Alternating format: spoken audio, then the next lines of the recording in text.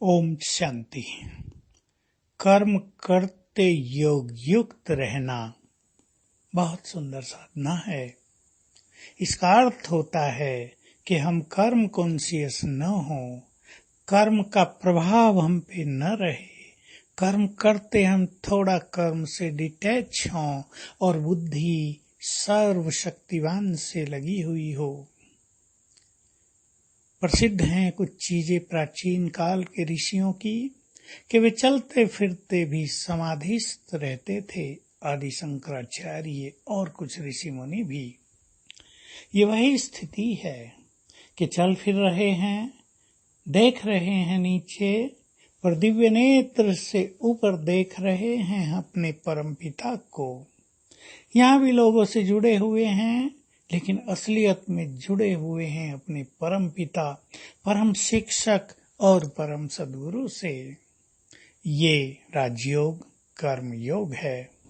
और जब ये राजयोग कर्म योग बन जाता है तो जीवन का आनंद ही कुछ और होता है।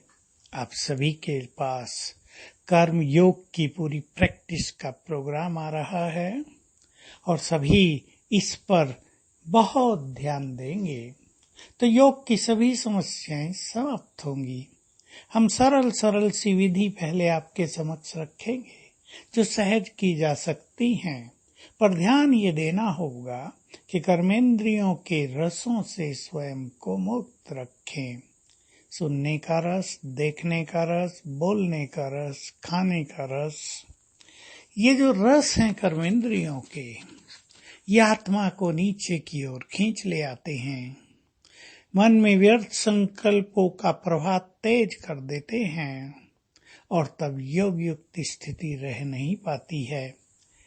हमें बहुत ध्यान देना है कि अगर योगी जीवन बनाना है तो स्थिति को योग युक्त अवश्य करना होगा।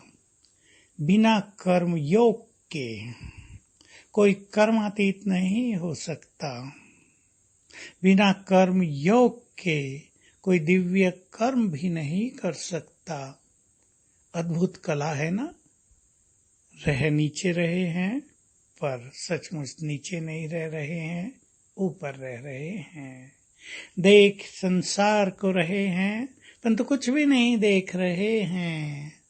नई दुनिया को देख रहे हैं, तीनों लोकों को देख रहे हैं, तीनों कालों को देख रहे हैं।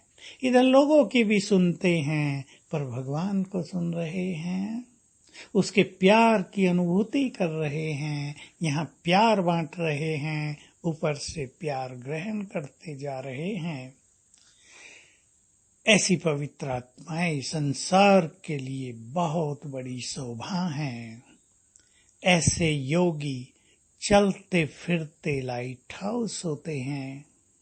ऐसी योग युक्त आत्माओं की उपस्थिति ही संसार के लिए बहुत कल्याणकारी होती है। जिधर वो देखते हैं उधर उनके वाइब्रेशंस फैलते जाते हैं। वे धरती पर चलते हैं, धरती में पवित्र वाइब्रेशंस समाते रहते हैं। वे जिन वस्तुओं को अपने पवित्र हस्तों से स्पर्श करते हैं, उनके पवित्र वाइब्रेशंस उन सब में समा जाते हैं।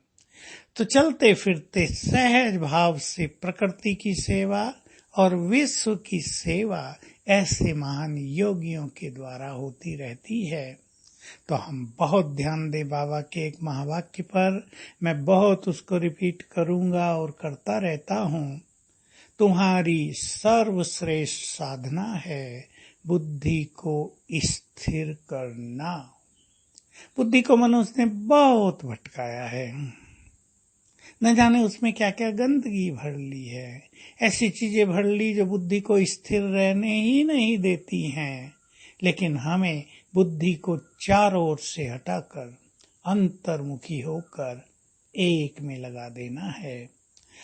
तो कर्म करते बहुत सुंदर अभ्यास करेंगे। यद्यपि 15 दिन का ही थोड़ा सा समय इस अभ्यास के लिए है, लेकिन 15 दिन भी यदि हम धुन लगाएंगे तो कुछ चीजें हमारी आदत में शुमार अवश्य हो जाएंगी और तब हम योग युक्त होकर कर्मों के प्रभाव से भी मुक्त रहेंगे और संसार में ऐसे विचरण करेंगे मानो यहाँ हम रहते ही न हो। ओम शांति।